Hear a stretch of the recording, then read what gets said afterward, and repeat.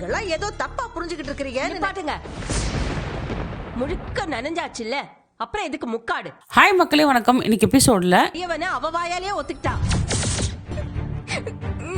இந்த மாணிக்கமும் பாக்கியமா கடைசி வரைக்கும் தப்ப ஒத்துக்கவே இல்லைங்க.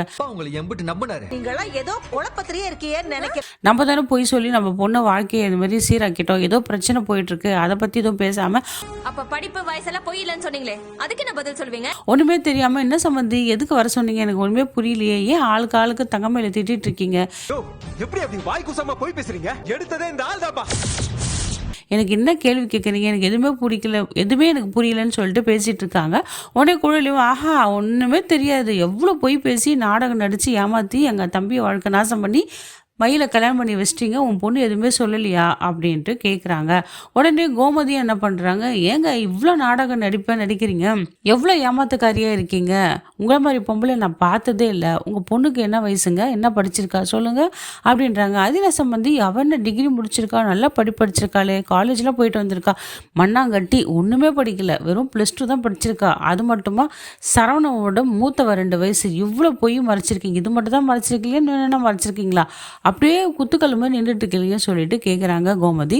இதை பார்த்து குழலி எல்லாமே சத்தம் போட்டுட்டு இருக்காங்க. பத்தாவதுக்கு நம்ம செந்திலும் கேட்குறாரு, எப்படி எங்கள் அப்பாவை ஏமாத்த உங்களுக்கு மனசு வந்தது, எங்கள் அண்ணனோட வாழ்க்கையை நீங்கள் நாசம் பண்ணிட்டீங்க அப்படின்னு கேட்குறாங்க. தம்பி நிறுத்துப்பா, நீ எதுக்கு இதெல்லாம் பேசிகிட்டு இருக்க, பெரியவங்க இருக்காங்கல்ல, அதெல்லாம் நீ பேசக்கூடாதுன்னு சொல்லிட்டு செந்தில் கேட்குறாங்க. நான் பேசுவேன் தாங்க, பாதிக்கப்பட்டது எங்கள் அண்ணன் தான், நான் பேசுவேன், எதுக்கு இது மாதிரிலாம் நீங்கள் ஏமாத்துறீங்க, எங்கள் அப்பா எவ்வளோ நம்பினார் உங்களை, அவரை போய் நீங்கள் ஏமாற்றி தலைக்குனி வச்சிட்டிங்களே, எதனா உண்மையை சொல்லியிருக்கலாம்ல அவர்கிட்ட, எல்லா பழிப்பாவகத்துக்கும் ஆளாக்கிட்டீங்க எங்கள் அப்பாவை அப்படின்னு சொல்லிட்டு இந்த செந்தில் வந்து அவர் பங்குக்கு கத்துறாரு. பத்தாவதுக்கு நம்ம கதிரும் ஆதங்கப்பட்டு திட்டிருக்காரு. இதெல்லாம் இவ்வளோ பேர் பேசியும் அவங்க வாயை மூடிட்டு சும்மா இருக்கிறத பார்த்துட்டு நம்ம சரவணன் என்ன பண்ணுறாரு, கோவப்பட்டு மாணிக்கத்தை அடிக்கும் போயிடுறாரு. உடனே நம்ம பாண்டியன் என்ன பண்ணுறாரு, நிறுத்துங்கடா, எதுக்கு இது மாதிரிலாம் பண்ணிகிட்ருக்கீங்க, எதுக்கு இது மாதிரிலாம் பண்ணிகிட்ருக்கீங்க, வாயை மட்டும் சும்மா இருங்கடா அப்படின்னு சொல்லிட்டு பசங்களை சத்தம் போடுறாரு. உடனே அவங்க என்ன சம்பந்திங்க பார்த்தீங்களா எப்பெல்லாம் பேசுகிறாங்க, நீங்கள் இருக்க சொல்லலாம், நீங்கள் எதுவுமே கேட்கவே மாட்டீங்க அப்படின்னாங்க. போது நிறுத்துங்க, உங்கள் நியாயத்தரமெல்லாம் எனக்கு தேவையில்லை, எவ்வளோ பொய் சொல்லியிருக்கீங்க, எல்லாத்துக்கும் காரணம் நீங்கள் தான், எதுக்கு இது மாதிரி நீங்கள் பொய் சொல்லி உங்கள் பொண்ணுக்கு எங்கள் பையனை கல்யாணம் பண்ணி வச்சிங்க, நான் எவ்வளோ நம்பினேன் உங்களை, நான் உங்களை நகை நட்டு கேட்டேன்னா இல்லை படிப்பத்தி எதுனா விசாரிச்சேன்னா, ஏன் 10வது 12வது படித்தா கல்யாணம் ஆகிறது இல்லையா, எதுக்கு இது மாதிரிலாம் ஏமாற்றி என் பையன் வாழ்க்கையும் கெடுத்தீங்க, உன் பொண்ணு வாழ்க்கை இருந்தானே போதும், 2 பேர் வாழ்க்கையும் கெடுத்து நாசமாக்கிட்டீங்க, நான் எப்படி தலை காட்டி ஊர் உலகத்தில் நடப்பேன், என் மூஞ்சில எல்லாம் காரி துப்புவாங்க அப்படின்னு சொல்லிட்டு திட்டுறாரு. இல்லை சம்மந்தி அப்படின்னு இழுக்கிறாரு. உடனே பாக்கியம் எங்க சம்மந்திக்கு எடுத்து சொல்லுங்கள், வாயை முட்டே இருக்கீங்கன்னு சொல்லிட்டு மாணிக்கத்தில் சொல்ல, மாணிக்கம் உடனே என்ன சொல்கிறாரு, ஆமாம் சம்மந்தி நீங்கள் எல்லாரும் என்னை மன்னிச்சிடுங்க, நீங்கள் சொன்னது எல்லாமே உண்மைதான், என் பொண்ணு படிக்கலை, சரவணாவோட மாப்பிள்ளை சரவணை விட 2 வயசு மூத்தவ தான், நான் ஒத்துக்கிறேன், அது மட்டும் இல்லாத அவளுக்கு ஒரு தோஷம் அப்படின்னு இழுக்கிறாரு. இதை கேட்டு எல்லாரும் ஷாக் ஆகுறது, தோஷமா, யாருக்கு என்ன பிரச்சனையாக போகுதுன்னு சொல்லிட்டு எல்லாரும் கேட்குறாங்க. இல்லைங்க அதெல்லாம் வந்து இல்லைங்கன்னு சொல்லிட்டு அப்படியே தத்தளித்து சமாளிக்கிறாரு.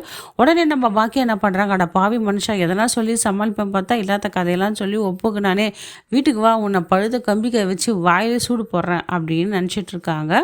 உடனே நம்ம பாண்டியன் தான் சொல்கிறாரு, எதுக்கு இவ்வளோ பொய் பித்தலாட்டுன்னு எனக்கு தெரியலையே, உண்மை சொல்லியிருக்கலாமே, நான் எதுவுமே உங்களை வந்து கேட்கல, பொண்ணு பார்க்க வர சொல்ல உங்கள் பொண்ணு படிச்சிருக்கா என்னன்னு கேட்டு, நான் வந்து மூட நம்பிக்கை இல்லாத ஆள், இந்த தேவையில்லாத விஷயத்தெலாம் நான் நம்ப மாட்டேன், நல்ல குடும்ப பொண்ணு அப்படின்னு சொல்லிட்டு தானே என் பையனுக்கு கல்யாணம் பண்ணி வச்சேன், நீங்கள் அப்பயே சொல்லிக்கலாம்ல உண்மையை, என் பொண்ணு படிக்கலைங்க, வயசு மூத்தவன்னு சொன்னால் நாங்கள் பிடிச்சிருந்தா பார்க்க போகிறோம், இல்லை பிடிக்கலன்னா நாங்கள் போயிட போகிறோம், எதுக்கு நீங்கள் சொல்லி இப்படி ஏமாற்றி 2 பேர் வாழ்க்கையை நாசம் பண்ணிட்டீங்க அப்படின்னு சொல்லிட்டு பேசிகிட்டு இருக்காரு. இப்போ பாண்டியன் தான் முடிவு எடுக்கணுங்க. பாண்டியன் என்ன முடிவு எடுக்க போகிற தெரியல. இது மட்டுமா, இன்னும் போட்ட நகை எல்லாமே பித்தளைன்றதும் அவங்களுக்கு தெரியாது. அது மட்டும் இல்லாத கல்லால் வர ஒரு 10,000 ரூபாய் கடவாளி இருக்காரு, களவு போயிருக்கு. இது காரணமும் இந்த மாணிக்கம் தெரிஞ்சால் வீட்டில் என்ன ரணங்களாகும் தெரியல மக்களே. இந்த வீடியோ உங்களுக்கு பிடிச்சிருந்தா மக்களே லைக் அண்ட் ஷேர் கமெண்ட் பண்ணுங்கள் மக்களே. அடுத்த வீடியோவில் உங்களை சந்திக்கிறேன். நன்றி, வணக்கம்.